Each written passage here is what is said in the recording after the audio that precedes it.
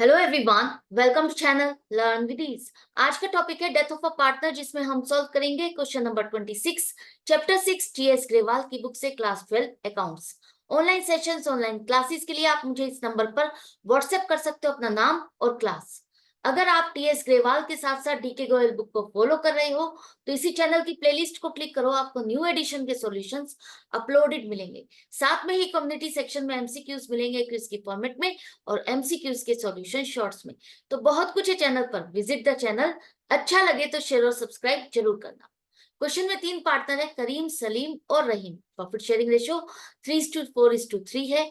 Firm की books को close किया जाता है हर साल 31 मार्च को। 1 अक्टूबर 2019 को एक पार्टनर है करीम, जिसकी डेथ हो गई। उसका शेयर ऑफ गुडविल आपको कैलकुलेट करना है। पूरी फर्म की गुडविल की वैल्यूएशन हमने की 3,50,000, और जो भी उसका शेयर ऑफ प्रॉफिट कैलकुलेट करना है वो भी पिछले 4 सालों के प्रॉफिट के बेस में।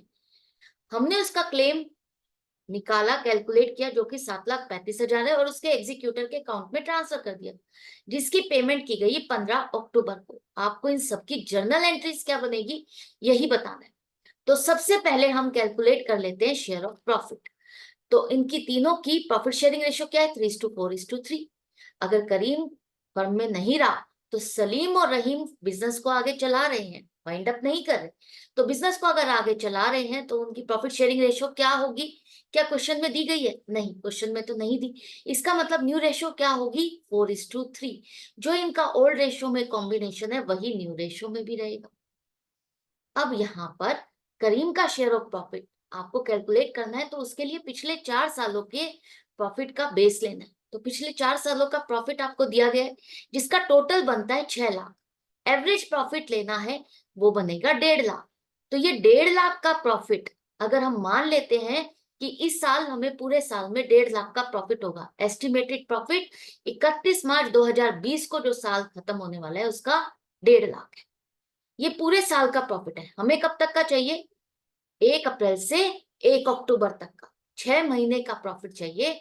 तो 1.5 लाख 12 महीने का है, तो 6 महीने का 75,000। अब ये 75,000 का प्रॉफिट 6 महीने का है और तीनों पार्टनर्स का है। लेकिन हमें किसका शेयर चाहिए? सिर्फ करीम का। हम सिर्फ करीम का क्लेम सेटल कर रहे हैं, तो उसका शेयर ऑफ प्रॉफिट ही चाहिए।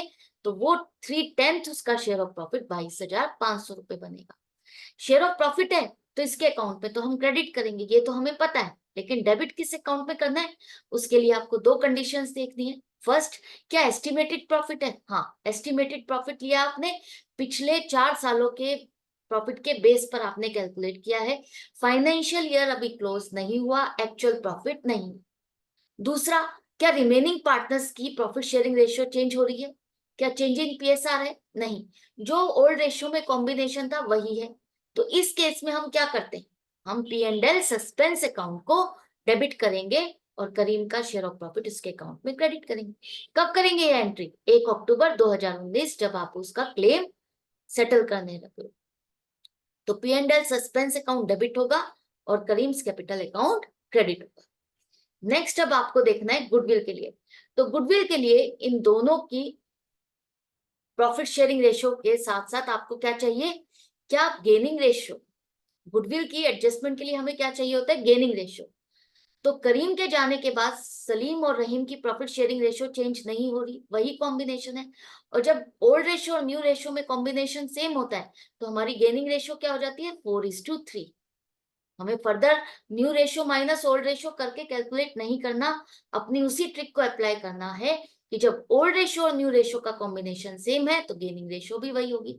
जब क्वेश्चन में नहीं दिया हो कि डिजीज्ड पार्टनर का share of profit remaining partners ने किस हिसाब से बांटा, तब आप क्या लेके चलते हो कि जो ओल्ड रेशियो है उसी हिसाब से उन दोनों ने बांटा। तो वही तो है 4:3। तो गेनिंग रेशियो आपको मिल गई। उसका शेयर ऑफ गुडविल क्या होगा? शेयर ऑफ प्रॉफिट नहीं, शेयर ऑफ गुडविल अब हम कैलकुलेट कर रहे हैं। 3.5 लाख पूरी फर्म की गुडविल है, तो करीम का शेयर ऑफ गुडविल बनता है 1,05,000, जिसमें से सलीम को फायदा होने वाला है 60,000 फ्यूचर में। 4:3 के हिसाब से अगर आप देखते हो, इन दोनों ने करीम का शेयर ऑफ प्रॉफिट इस हिसाब से बांटा, तो इसी हिसाब से आगे चल करके इसका शेयर ऑफ गुडविल भी इसी हिसाब से इन दोनों को मिलेगा। जब भी गुडविल रियलाइज होगी, बिजनेस वाइंड अप होगा, तो करीम का शेयर किसको मिलने वाला है? सलीम और रहीम को। सलीम को मिलेंगे 60,000 और रहीम को 45,000। तो यही दोनों मिलकर के करीम को पेमेंट करेंगे। तो एंट्री क्या बनेगी? गेनिंग पार्टनर्स को आप डेबिट करोगे और सेक्रीफाइसिंग पार्टनर को क्रेडिट करोगे। करीम को तो मिलना है, उसके कैपिटल अकाउंट को तो आपको क्रेडिट करना है, ये तो पता ही है। लेकिन पैसा इसको मिलेगा कहां से? फर्म देगी या पार्टनर्स के बीच एडजस्टमेंट एंट्री होगी? गुडविल की बात की जा रही है, सेल्फ जनरेटेड गुडविल की बात की जा रही है। तो यहाँ पर हम गुडविल को रियलाइज नहीं कर रहे, बिजनेस वाइंड अप नहीं कर रहे, तो इस केस में गेनिंग रेशियो के हिसाब से आप एडजस्टमेंट एंट्री पास करोगे। कब करोगे? 1 अक्टूबर 2019 को। तो ये दो जर्नल एंट्री आई होप आपको अच्छे से समझ में आ गई है, क्लियर है। इसके बाद तीसरी एंट्री क्या बनेगी? यहाँ कहा है कि हमें टोटल जो इसको पैसा देना है वो 7,35,000 है।